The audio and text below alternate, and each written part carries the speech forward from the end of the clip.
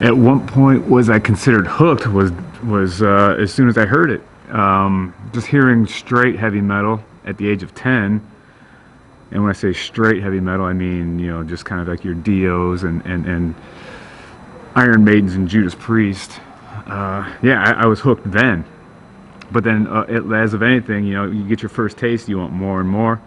So it just got heavier, faster, and so I was hooked immediately. There was no turning back once it started. All my Star Wars and football dreams went away. It turned into heavy metal dreams from then. What excites me most about the evolution of it? I don't know if anything excites me about the evolution of it. I'm more about the devolution of music in general. That's what I've always been about. I started at a point and just kept going backwards and wanted it more primitive. So evolution was never of something important to me. I'll die, so whatever. When I die, I'm a selfish man. What can I say? When I die, the world is done to me. So as long as music is raw and devolutionized, that's what I'm more concerned with. Yeah, I mean, I think that's already been done. I think there's already been a chainsaws and extremities, but for me, it still has to have a tune. And in as much as chainsaws do carry a certain tune, Jackal did it. But it's for me, it's still just music in general. Just has to be raw. Whether you're listening to extreme underground metal or 60s soul, it has to be raw. It has to be rough. And that's the way I like it. So I'm not really looking to push any boundaries as much as I'm making up good music, genuine music from the heart. Genuine music is something that just comes from you naturally, something you're not trying to plot out and figure out how to do it. It shouldn't have to be figured out and it's like, what can I do that's more extreme than the next guy? It's like, okay, well that's that it got for me personally, it got extreme as it could get at a certain point, and after that, then you start to forget about the songs, and you still now the as extreme as you can get is having something to grab onto. If you're to be very caveman and I don't know, just go back to the caveman days. You want to have something to grab onto to procreate, right? If you're not grabbing onto anything, what are you doing? You're wasting your time. You're wasting your sperm. So we all have in common that unfortunately we're living here on this earth. So that's one thing that we all have in common.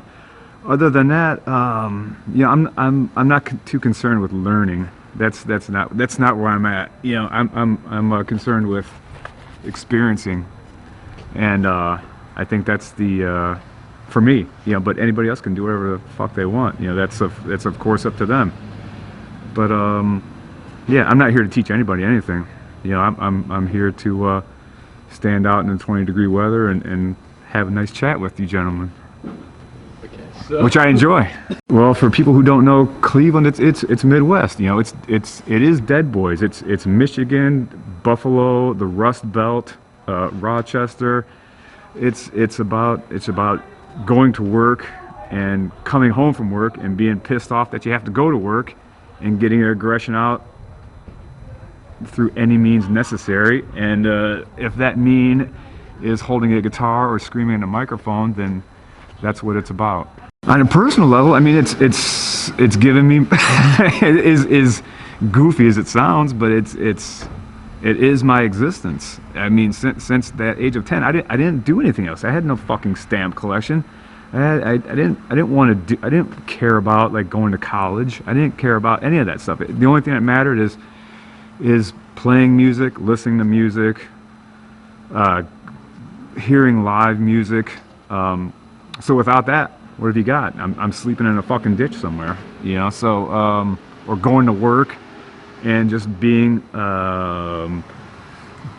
distracted by football on TV or whatever movie or whatever people are trying to push on you to distract you from something that's real. It sounds so tired and cliche, but trust your gut, man. Be who you are. And if not, this type of music and this type of lifestyle isn't for everybody. As a matter of fact, it's for the smallest percentage of the world, you know. So we're all in the same low gutter level, looked down upon part of society. So would I encourage that amongst people? If that's what your gut tells you to do, fuck yeah, do it. Before the band, I was nothing. I was just a blob of just non-existent, a waste of my dad's sperm laying on the ground. But since I discovered heavy metal, I've turned into a Rob Halford, Udo Dirkschneider loving human. So, but for real, yeah, it's like I said, I really don't. I have no other cares in life besides maybe eating food or drinking water to get me to exist another day so I can listen to some more tunes. Oh, the most memorable road story. That's what, with this, there's the stories of the road are complete boredom with me. That's what it's about. And it's about going to record store to record store. Like like I mentioned, man, you're talking to one of the most boring people in the world. So we drive from city to city on the road, meet interesting people, which is the cool thing, because normally like I said, you can't really, it's tough to relate sometimes with a certain attitude, and if people don't understand where you're coming from, it's nice to relate to somebody that at least shares something so important with somebody else, such as heavy metal, underground stuff.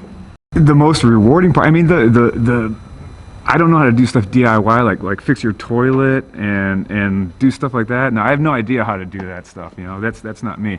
But doing DIY music, man. I mean, it is important. You should be able to. You want to concentrate on the music, but you want to know what's going on. So, and it's all about. That's what I say, man. Just stay street,